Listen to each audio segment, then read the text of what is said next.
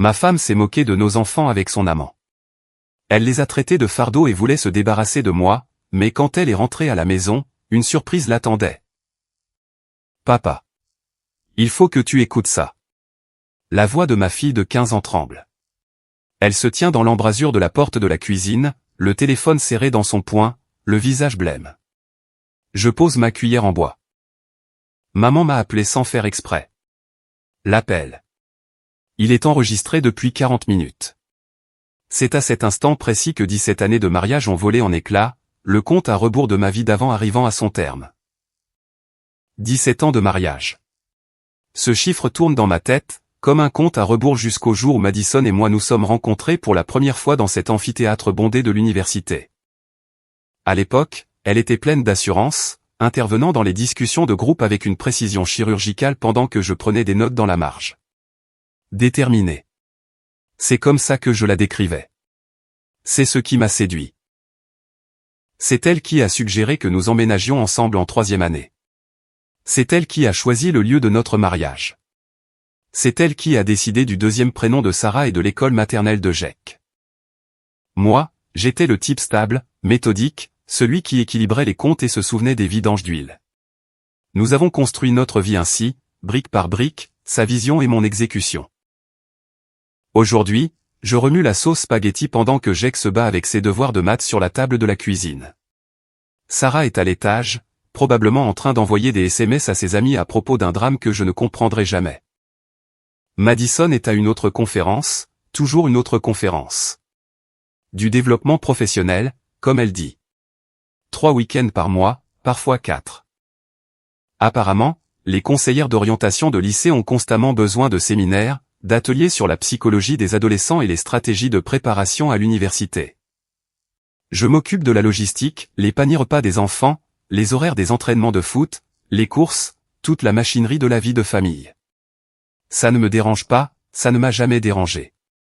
C'est à ça que ressemble un partenariat à 43 ans. La porte d'entrée claque. Les pas de Sarah résonnent dans les escaliers, plus lourds que d'habitude. Elle apparaît dans l'embrasure de la cuisine, le téléphone serré dans son poing comme une arme. Papa. Sa voix se brise sous l'urgence. Il faut que tu écoutes ça. Elle est pâle. À 15 ans, on dirait qu'elle a vu quelque chose qui l'a vieilli d'un coup. Je pose ma cuillère en bois, me tournant complètement vers elle. Qu'est-ce qui ne va pas? Elle me tend le téléphone sans croiser mon regard. Maman m'a appelé sans faire exprès. L'appel. Il est enregistré depuis 40 minutes. Je prends le téléphone. L'écran affiche un appel en cours, la photo de contact de Madison me souriant. Je peux entendre des voix en arrière-plan, lointaines, étouffées, mais suffisamment claires. Le rire de Madison. Je connais ce rire. Mais je ne l'ai jamais entendu sonner comme ça. Sa voix sort du haut-parleur, désinvolte et sans retenue. Derek est si peu doué émotionnellement, je te jure, parfois je pense qu'il lui faudrait une carte routière pour trouver ses propres sentiments. Une voix d'homme répond, plus grave, inconnue. Mais tu l'as épousé. La réponse de Madison arrive avec une amertume que je ne lui avais jamais entendue. J'ai épousé la stabilité. J'ai épousé une liste de choses à faire. Maison, enfants, plan retraite. Mais mon Dieu, Darren, certains jours j'ai l'impression de me noyer dans ça. Sa prévisibilité. Ma main se resserre autour du téléphone. Sarah me regarde, son visage est le miroir de mon propre choc. Madison continue, sa voix devenant plus relâchée, plus négligente. C'est un bon père. Je lui accorde ça. Mais en tant que mari, en tant qu'homme, je l'ai dépassé il y a des années. La conversation se poursuit. La voix de Madison se fait plus lâche, plus imprudente. Elle mentionne notre chambre à coucher, ou plutôt son absence, me qualifie de banal et de sûr. L'homme, Darren, fait des blagues sur le réveil des géants endormis. J'écoute les 40 minutes en entier, chaque mot.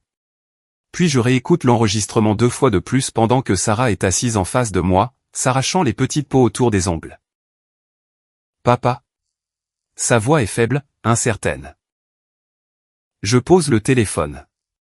Je regarde ma fille, je la regarde vraiment. Elle s'attend à ce que j'explose, que je jette quelque chose, que je réponde à la trahison par la rage. Au lieu de ça, je me retourne vers la cuisinière. La sauce commence à bouillonner. À table dans 10 minutes, dis-je, ma voix étonnamment stable. Dis à ton frère de se laver les mains. La trahison n'est pas un feu qui me brûle la poitrine. C'est du gel, froid, méthodique, qui cristallise chaque conversation que nous avons eue ces 2 dernières années en quelque chose que je peux enfin voir clairement. Sarah hésite, étudiant mon visage. Papa, est-ce que tu... Je vais bien. Je goûte la sauce, ajoute du sel avec une précision délibérée. On parlera plus tard, quand Jake dormira. Elle hoche la tête et disparaît à l'étage. Je finis de cuisiner, je mets la table, j'appelle les enfants pour le dîner. Nous mangeons comme n'importe quel mardi soir. Jake se plaint de son professeur. Sarah picore dans son assiette. Je pose des questions sur les devoirs et les projets du week-end. Normal. Tout est parfaitement, terriblement normal. Sauf que maintenant, je sais ce que Madison pense de cette normalité, ce qu'elle pense de moi. Une fois les enfants couchés, je m'assois dans mon bureau, la porte fermée. Madison est toujours à sa conférence, son séminaire à Orléans. Elle doit rentrer demain soir. Je ne l'appelle pas, je n'envoie pas de texto furieux, je ne la confronte pas. Je fais des recherches. À minuit, j'ai appris 3 choses, Darren Murphy est le superviseur de Madison au rectorat. Il a divorcé 2 fois. Et il y a 3 mois, Madison a commencé à faire des voyages le week-end qui ne figuraient sur aucun calendrier de conférence que je puisse trouver. Je ferme l'ordinateur portable et contemple mon reflet dans la fenêtre sombre. 17 ans. Elle m'a traité de liste de choses à faire qu'elle avait dépassées. Très bien. Voyons si ça lui plaît d'être coché de la liste. Je ne dors pas. Au lieu de ça, je reste allongé dans notre lit, mon lit maintenant, je suppose, et je planifie. L'oreiller de Madison sent encore son shampoing, vanille et noix de coco. L'odeur avait l'habitude de me réconforter. Maintenant, elle me semble être une preuve. À 6 heures du matin, je suis habillé et je prépare le café. Sarah me trouve dans la cuisine, des cernes sous les yeux. Elle accepte avec gratitude le mug de voyage que je lui tends. Tu as dormi? Un peu. J'étudie son visage, y voyant la même fatigue que je ressens. Sarah, ce que j'ai entendu hier soir, c'était horrible. Elle prend une gorgée de café, ses mains tremblant légèrement. Maman se moquait de toi, de nous. Elle m'a traité de manipulatrice. Ce détail me frappe plus durement que ses commentaires à mon sujet.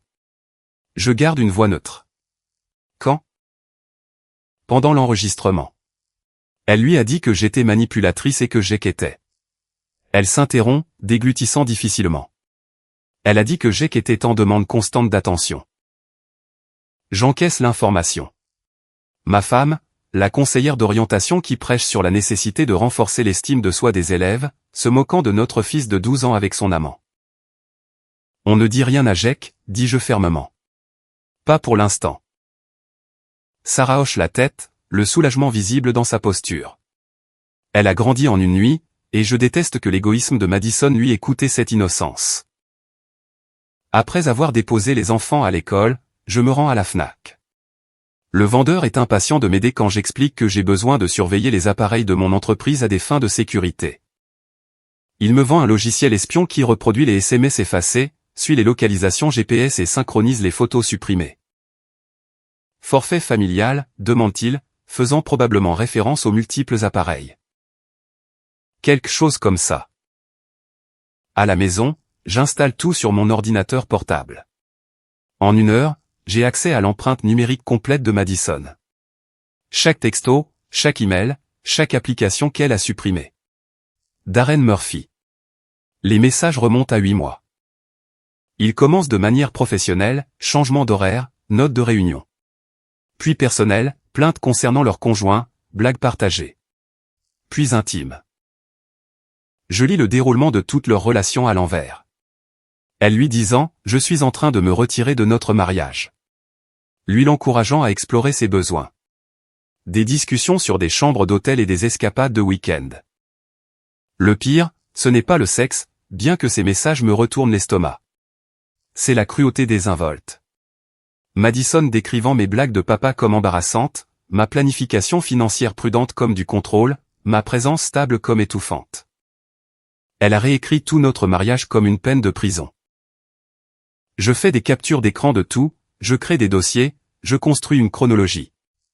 Ensuite, j'achète un deuxième téléphone et j'installe un tracker GPS dans la voiture de Madison.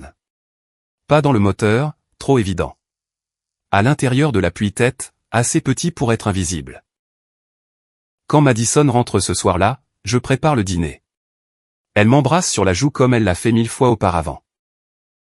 Comment était la conférence, je demande, sans lever les yeux de la cuisinière. Ennuyeuse. Les mêmes vieilles présentations sur l'anxiété liée à la préparation à l'université. Elle pose son sac de voyage près des escaliers avec un soupir fatigué. Les enfants vont bien. Très bien. Sarah avait un contrôle de maths. Le projet de sciences de GEC est pour vendredi.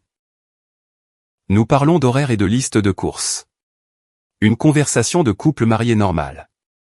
Elle ne se doute de rien. Mais j'enregistre tout maintenant.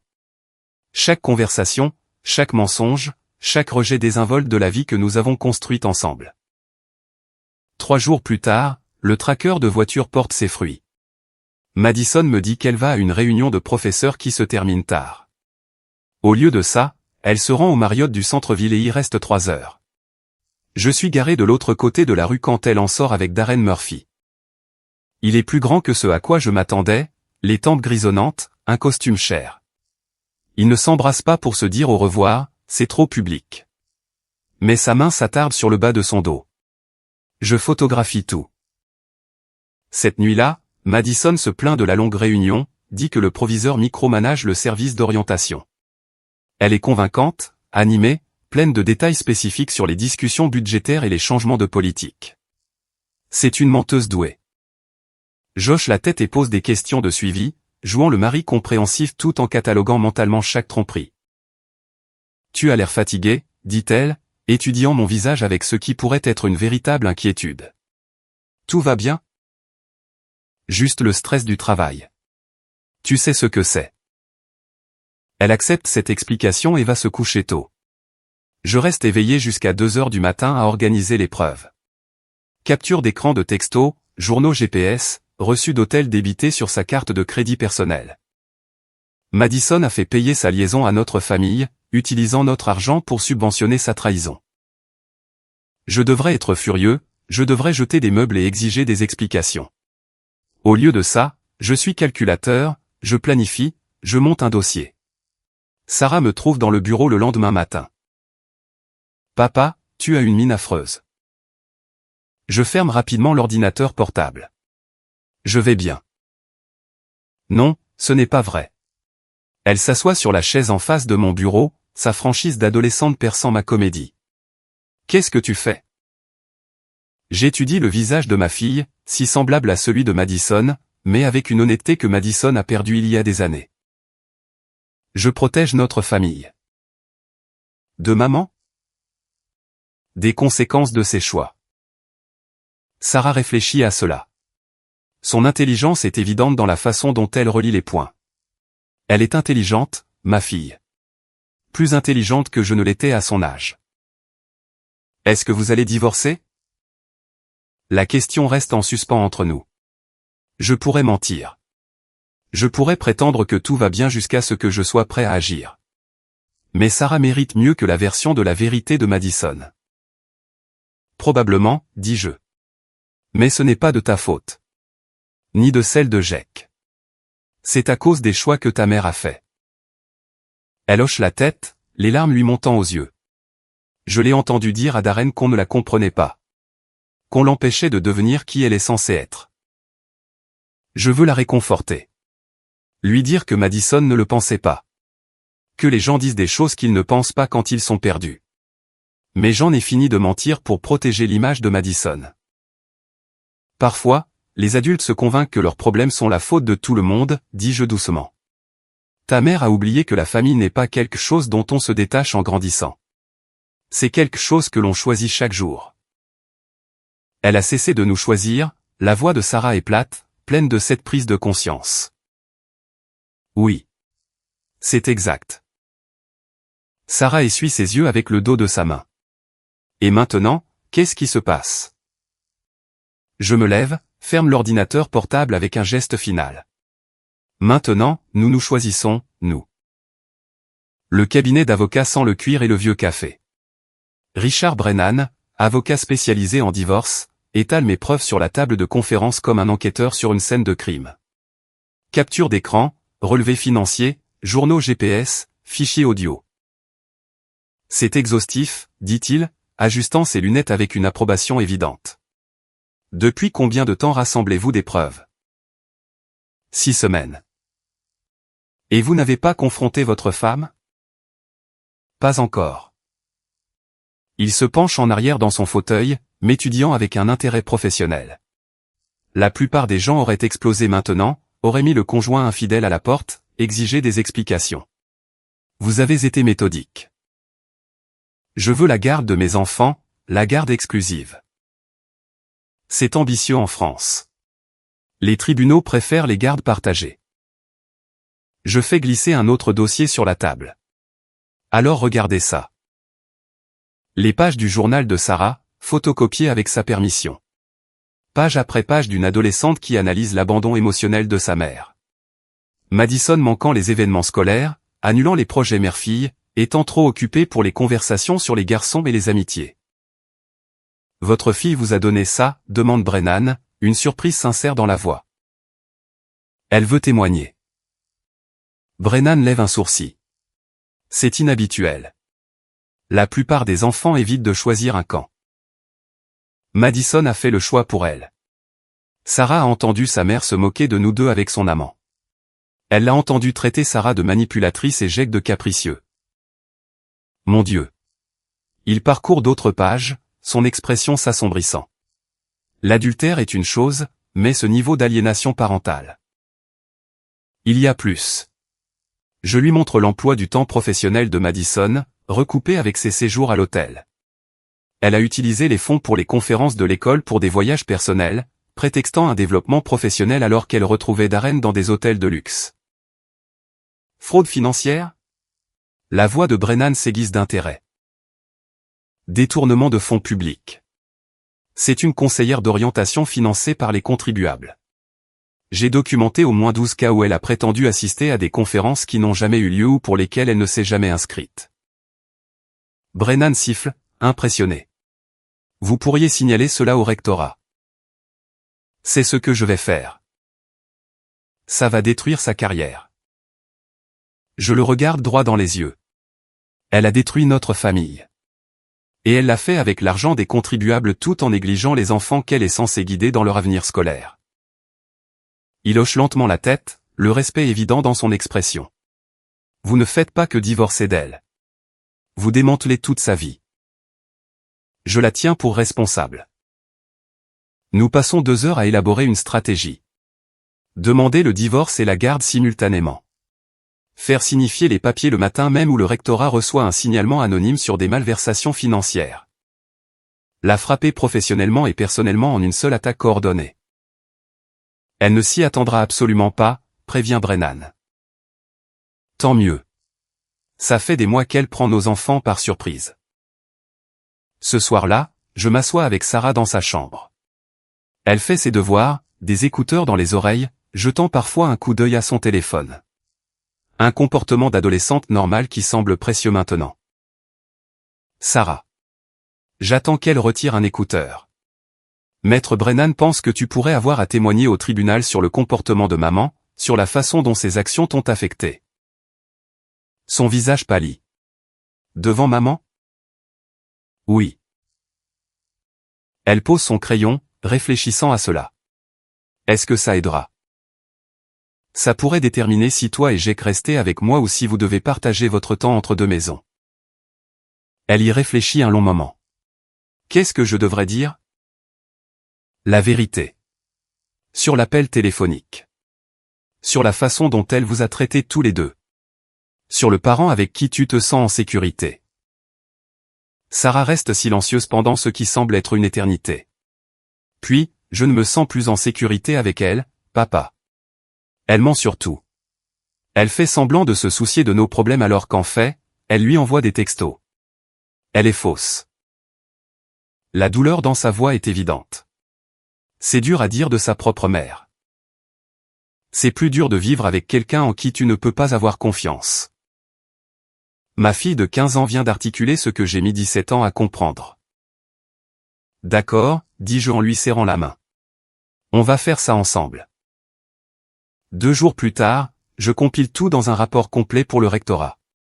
Relevé financier, chronologie des demandes de conférences frauduleuses, preuve de la relation inappropriée avec un superviseur. Je n'inclus pas les détails personnels, les textos moqueurs sur nos enfants, la cruauté désinvolte envers notre mariage. Il s'agit de fautes professionnelles. J'imprime des copies, je les scelle dans des enveloppes et je me rends au bureau du rectorat. La ligne de signalement anonyme est conçue exactement pour cette situation, des membres de la communauté signalant la mauvaise conduite d'un éducateur. En retournant à ma voiture, je ressens quelque chose que je n'ai pas ressenti depuis des mois. Le contrôle. Madison a joué à un jeu où elle réécrit la réalité, où son égoïsme devient une découverte de soi, et sa trahison une émancipation. Elle s'est convaincue qu'elle est la victime d'un mariage ennuyeux, piégée par un mari sans intérêt et des enfants exigeants. Demain, elle découvrira que la réalité a des conséquences. Et c'est moi qui tiendrai le tableau des scores. La clé de Madison tourne dans la serrure de la porte d'entrée à 15h47 un mardi. Elle est censée être au travail jusqu'à 17h, mais elle a été suspendue en attendant les résultats de l'enquête. Je le sais parce que Richard Brennan a appelé il y a 1 heure. C'est fait, avait-il dit avec satisfaction. Le rectorat a tout reçu ce matin. Elle a été mise en congé administratif. Il lance un audit complet. Maintenant, elle est à la maison, et je peux entendre sa colère depuis la cuisine. Ses talons claquent sur le parquet comme des coups de feu. Derek, crie-t-elle, sa voix résonnant dans la maison. Derek, où es-tu? Je suis en train de faire du café. Je prends mon temps pour mesurer le café moulu, ajouter de l'eau, appuyer sur le bouton. Laissons-la me trouver. Elle apparaît dans l'embrasure de la porte, le visage rouge, son tailleur froissé. Son masque professionnel s'est complètement fissuré. J'ai été suspendue, dit-elle, les mots sortant en un flot précipité. En attente d'examen. Quelqu'un a tout envoyé au RH. Tout, Derek. Les relevés financiers, les journaux de voyage, les programmes de conférences. Je verse du café dans ma tasse préférée, celle que Sarah a faite en cours d'art plastique il y a 3 ans. Tu veux du café? Est-ce que tu m'écoutes? J'ai été suspendu. Quelqu'un m'a suivi, a documenté chacun de mes mouvements. C'est terrible. J'ajoute de la crème, remue lentement, délibérément calme. Qui ferait une chose pareille? Ses yeux se plissent de suspicion. Dis-le-moi. Je pose ma cuillère, la regarde directement. Je n'ai aucune idée de quoi tu parles. Ne fais pas ça. Sa voix tremble d'une rage à peine contenue. Ne me mens pas. C'est trop détaillé, trop complet. Quelqu'un m'observe depuis des semaines. Je sors de ma mallette l'enveloppe Kraft avec une désinvolture étudiée. Puisqu'on parle de mensonges. Je fais glisser les papiers du divorce sur l'îlot de la cuisine. Madison les fixe comme s'ils allaient exploser. Qu'est-ce que c'est? Demande de divorce, requête pour la garde, exigence de déclaration de patrimoine. Je sirote mon café en la regardant. Ton avocate expliquera les détails. Elle prend les papiers avec des mains tremblantes. Tu demandes le divorce? Je mets fin à notre mariage. Il y a une différence. À cause d'une enquête du rectorat? Derek, je peux expliquer. Parce que tu m'as traité d'empoté émotionnel. Parce que tu as dit à ton amant que notre fille est manipulatrice et que notre fils est en demande constante d'attention. Parce que tu as fait payer ta liaison à notre famille. La couleur quitte complètement son visage. Comment tu sais? Sarah t'a entendu. 43 minutes de toi te moquant de tout ce que nous avons construit ensemble. Décrivant notre mariage comme une peine de prison et nos enfants comme des obstacles à ton épanouissement personnel. Madison s'effondre sur une chaise, toute combativité l'ayant quitté. L'appel involontaire. Entre autres choses. Elle me regarde, et pendant un instant, je vois la femme que j'ai épousée. Vulnérable, en quête de quelque chose, presque jeune. Derek, je sais ce que ça laisse paraître. Ce que ça laisse paraître? Madison, tu couches avec ton patron depuis 8 mois, utilisant les fonds de l'école pour payer des chambres d'hôtel, mentant à nos enfants sur où tu vas chaque week-end. Il ne s'agit pas de l'apparence. Il s'agit de ce que tu es devenu. Je ne voulais pas que ça arrive. Darren et moi, on s'est juste connectés. Je lève la main pour l'interrompre. Arrête. Je ne veux rien savoir de votre connexion. Je veux parler de Jake qui me demande pourquoi maman ne l'aide plus avec ses devoirs. De Sarah qui pleure parce que tu as annulé 3 projets mère-fille d'affilée pour passer des week-ends avec ton amant. Madison pleure maintenant, son mascara commençant à couler. J'étais perdu. Je me sentais piégé. Tu ne comprends pas ce que c'est que d'être marié avec moi. Tu as raison. Je ne comprends pas ce que c'est que d'être marié à quelqu'un qui paie les factures, entraîne l'équipe de foot locale, gère chaque crise et rend ta vie possible pendant que tu réécris l'histoire pour justifier de l'avoir trahi. Je sors mon téléphone, fais défiler jusqu'à une capture d'écran. Tu veux voir ce que je comprends? Je comprends que tu aies dit à Darren que les problèmes d'orthographe de Jake sont embarrassants. Que tu as honte d'assister aux réunions parents-professeurs parce que notre fils n'est pas aussi avancé scolairement que les autres enfants de sa classe. Ses yeux s'écarquillent d'horreur. Tu as lu ça? J'ai tout lu.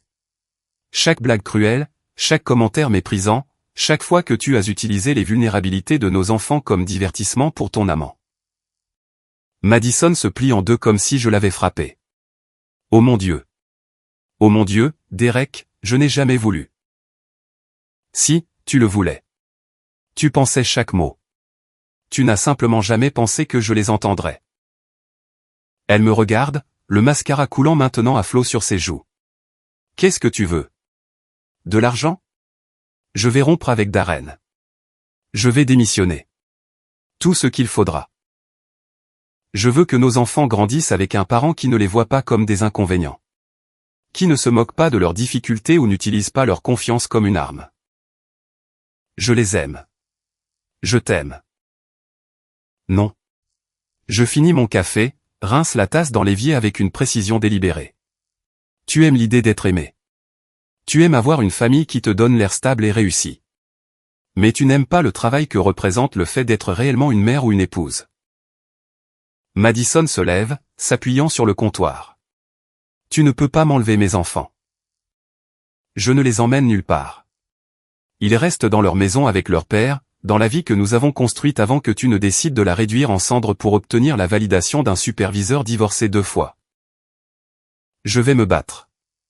Je prouverai que tu les as manipulés contre moi. J'ouvre à nouveau ma mallette, sors les pages du journal de Sarah.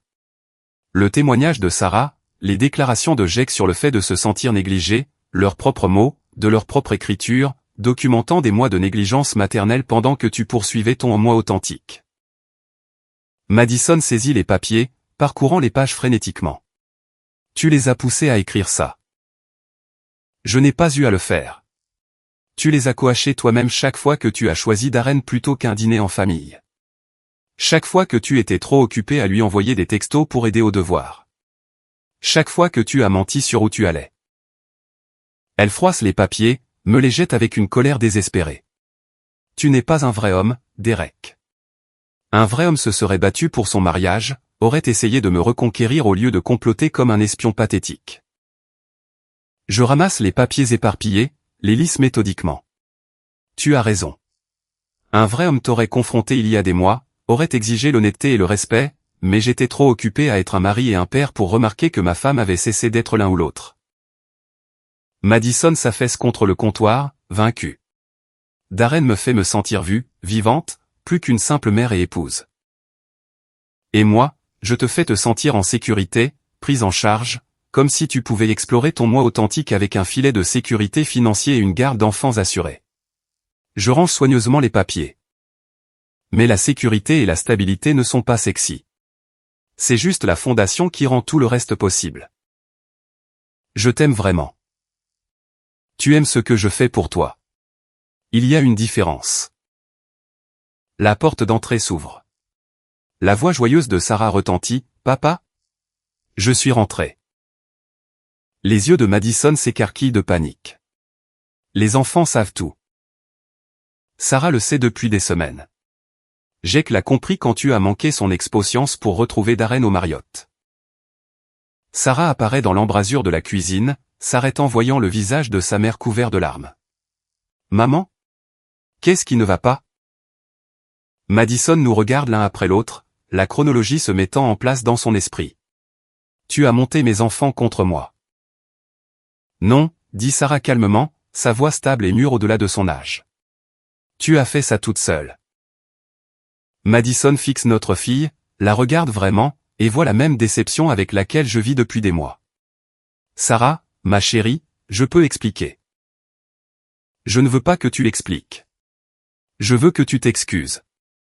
Auprès de papa, de moi, de Jake. Pour nous avoir menti.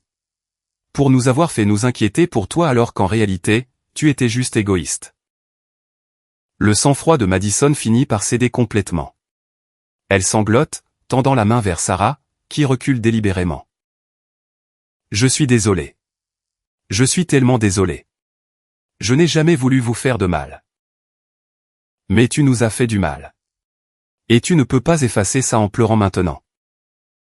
Ma fille de 15 ans vient de rendre le verdict que 17 ans de mariage n'ont pas pu atteindre. » Madison me regarde une dernière fois, le désespoir et la haine se livrant bataille dans son expression.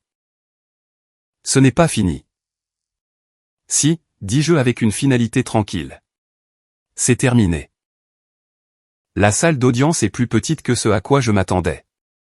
Des néons, des boiseries qui datent de 1987, et ce silence particulier qui vient du fait que tout le monde chuchote. Madison est assise avec son avocate, une femme vive dans un tailleur bleu marine qui a l'air de facturer 400 € de l'heure. Elle a coaché Madison pendant des semaines, essayant de construire un récit qui sauve les droits maternels des décombres de l'infidélité. Richard Brennan ajuste sa cravate et étale nos preuves sur la table du demandeur. Rappelez-vous, il ne s'agit pas de punition. Il s'agit de l'intérêt supérieur des enfants. Je hoche la tête. Mais nous savons tous les deux qu'il s'agit de plus que ça. Il s'agit de responsabilité. La juge Morrison entre, une femme aux cheveux gris d'une soixantaine d'années qui semble avoir entendu toutes les histoires tristes 2 fois. L'avocate de Madison se lève, présentant leur cas en premier. Madame la juge, Madison Grayson est une mère dévouée et une professionnelle de l'éducation qui a commis des erreurs personnelles pendant une période difficile de son mariage. Bien qu'elle reconnaisse un mauvais jugement dans sa relation avec Monsieur Murphy, elle maintient que son amour pour ses enfants et son engagement envers leur bien-être n'ont jamais faibli. L'avocate dépeint Madison comme une femme perdue, cherchant une connexion au mauvais endroit, mais fondamentalement dévouée à Sarah et Jake. Elle met l'accent sur la carrière de Madison dans l'éducation, sa compréhension du développement de l'enfant, ses années de parentalité réussies. Madame Grayson demande la garde partagée avec un temps de parentalité égal. Elle est prête à suivre une thérapie, à reconstruire la confiance avec sa famille et à démontrer qu'un manquement temporaire d'une mère n'annule pas 15 ans de dévouement parental. Madison prend la barre. Elle est calme, professionnelle, portant une robe sobre qui crie une mère responsable. Son témoignage est soigneusement préparé. Elle accepte la responsabilité de l'adultère, exprime des regrets pour la douleur qu'elle a causée et insiste sur son engagement à réparer les relations avec Sarah et Jake. « J'ai fait de terribles erreurs, dit-elle, regardant directement la juge avec une sincérité étudiée.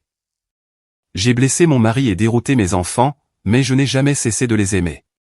Je n'ai jamais cessé d'être leur mère.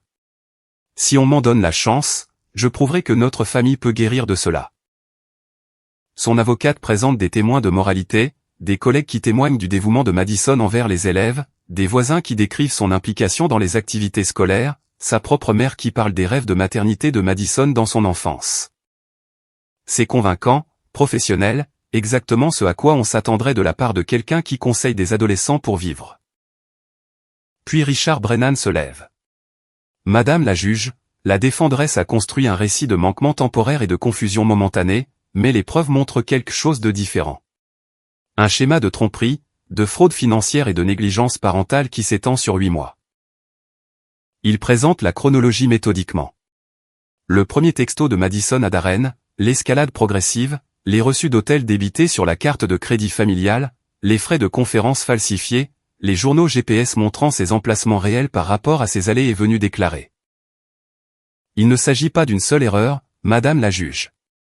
Il s'agit d'une trahison systématique de chaque engagement qui définit une famille. Puis il passe l'audio. La voix de Madison emplit la salle d'audience, riant de ma densité émotionnelle, se moquant des vulnérabilités de nos enfants, décrivant notre mariage comme une liste de choses à faire qu'elle avait dépassées. Sa cruauté désinvolte est saisissante contre les dalles acoustiques, et je regarde son image soigneusement construite s'effondrer.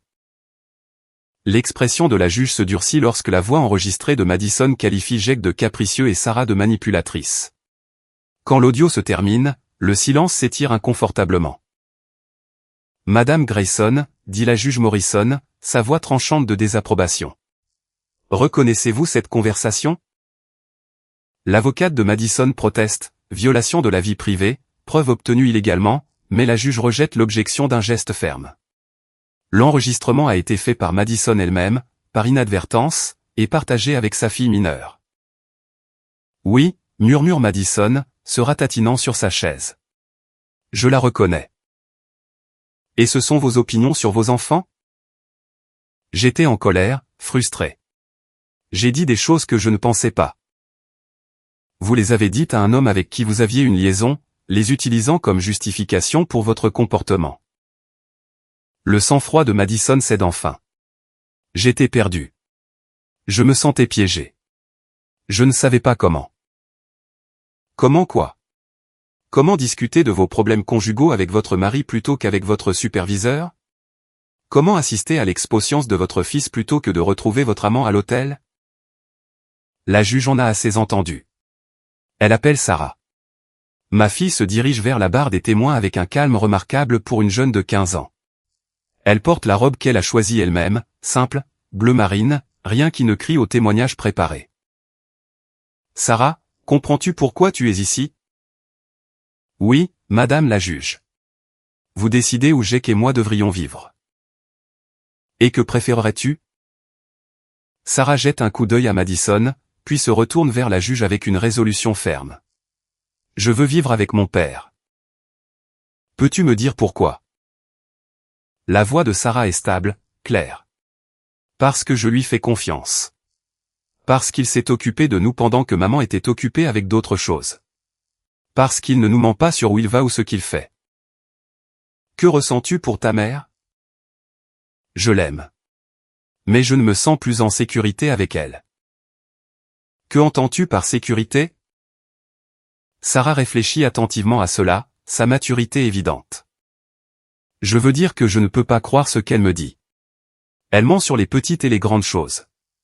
Elle fait semblant de se soucier de nos problèmes pendant qu'elle envoie des textos à quelqu'un d'autre. Elle fait des promesses qu'elle ne tient pas. Je l'ai entendu se moquer de papa et de Jake avec son petit ami.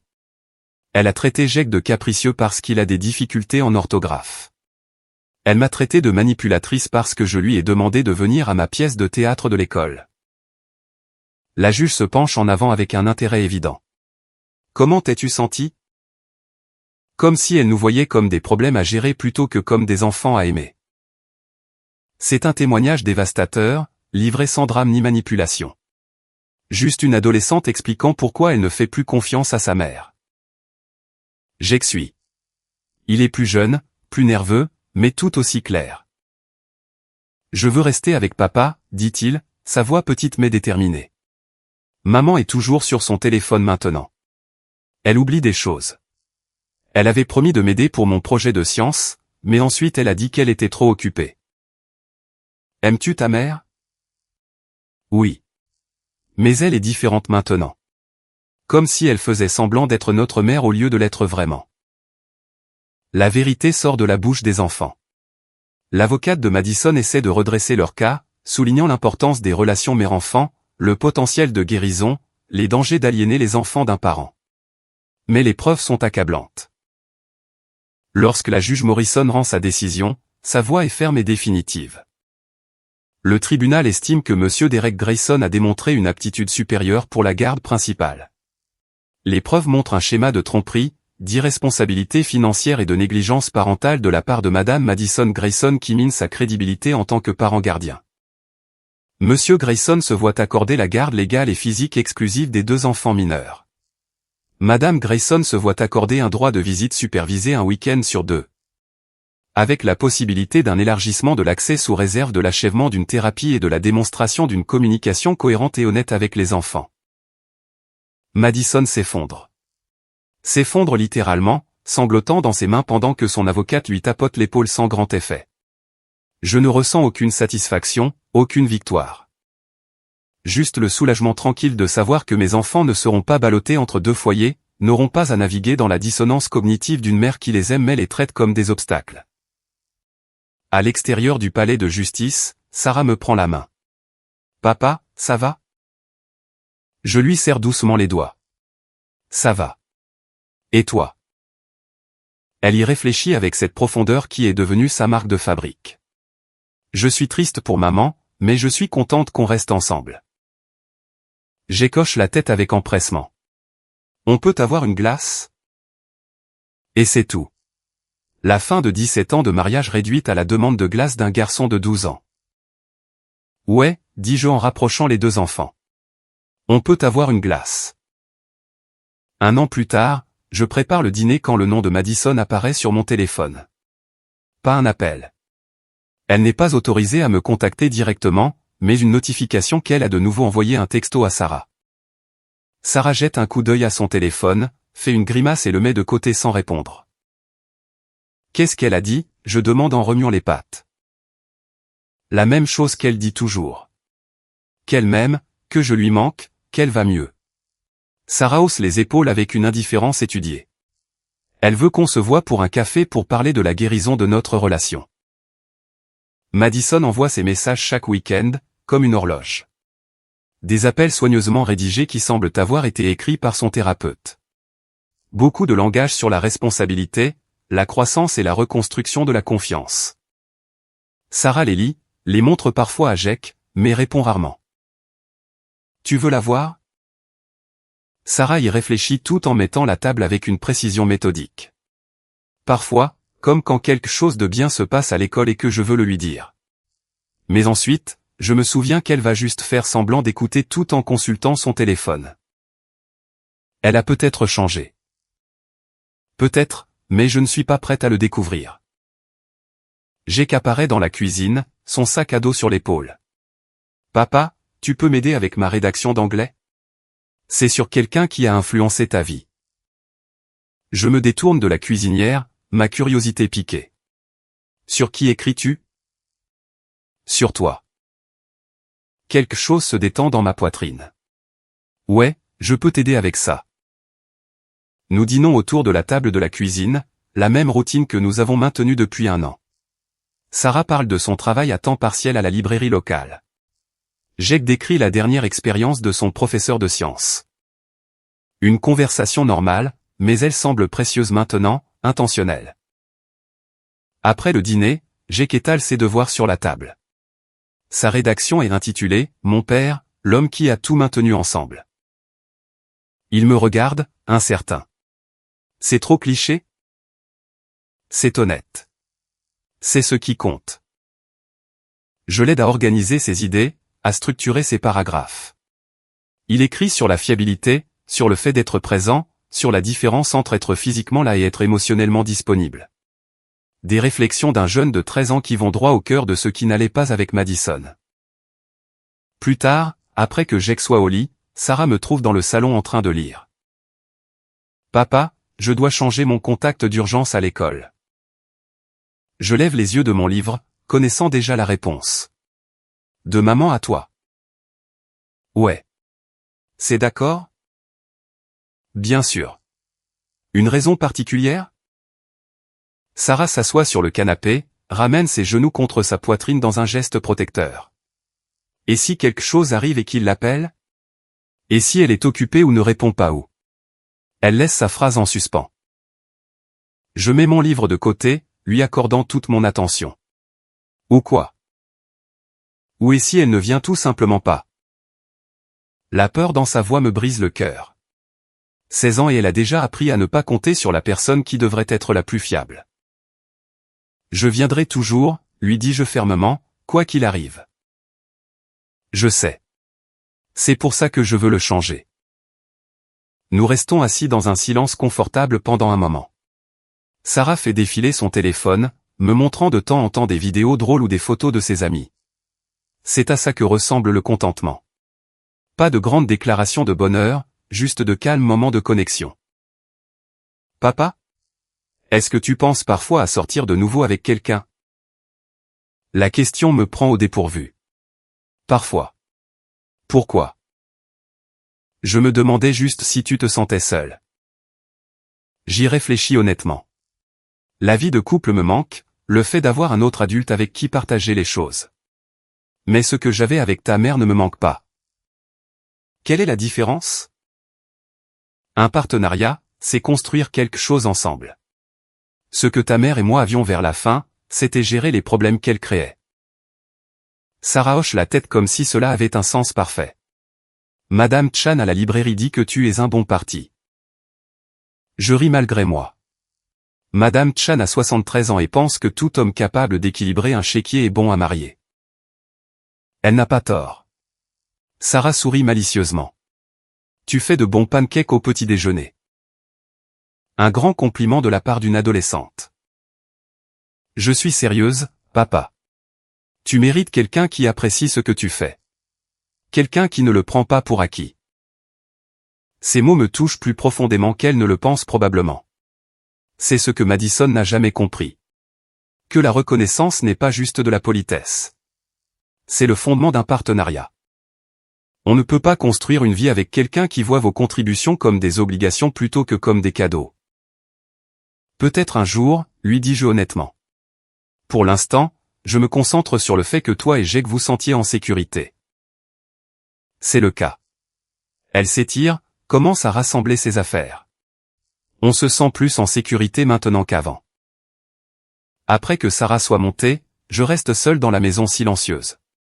Le dernier texto de Madison est toujours sur mon téléphone, une capture d'écran que Sarah a partagée plus tôt. Le même langage thérapeutique sur la guérison et la croissance, mais en dessous, le même égocentrisme qui a détruit notre mariage. Je travaille sur moi-même, pour devenir la mère que vous méritez. J'espère que tu trouveras dans ton cœur la force de me donner une autre chance de te montrer combien je t'aime. Tout tourne encore autour de ce que Madison veut, ce dont Madison a besoin, ce que Madison espère. Aucune reconnaissance de ce dont Sarah pourrait avoir besoin. Aucune reconnaissance que la guérison exige de la constance, pas seulement de bonnes intentions. Je supprime la capture d'écran et vérifie les serrures de la porte d'entrée. Demain, j'emmènerai Jake à la fête d'anniversaire de son ami et je récupérerai Sarah au travail. Nous commanderons probablement une pizza et regarderons un film, une comédie qui fera rire Jake jusqu'à ce qu'il renifle. Des activités normales du samedi soir qui auraient ennuyé Madison, mais qui me semblent être une victoire. Je n'ai jamais monté les enfants contre leur mère. J'ai simplement cessé de la protéger des conséquences de ses actes. Les enfants sont doués pour reconnaître l'authenticité. Ils savaient que Madison jouait un rôle de mère plutôt que de le vivre. La maison s'installe autour de moi, familière et sûre. Les manuels de Sarah empilés sur le comptoir de la cuisine. Les crampons de foot de Jake près de la porte arrière. Des preuves de vie vécues pleinement sans l'anxiété d'attendre la prochaine trahison. Je ne pense plus beaucoup à Madison. Pas avec colère ou regret, ni même avec curiosité de savoir comment elle va. Elle est devenue un bruit de fond dans une vie qui est devenue plus calme mais infiniment plus paisible. Parfois, je me demande si je suis trop prudent maintenant, trop méfiant. Mais ensuite, je me souviens de ce que la confiance m'a coûté. 17 ans à croire quelqu'un qui voyait ma stabilité comme une faiblesse, mon dévouement comme de la naïveté. J'éteins les lumières et je monte.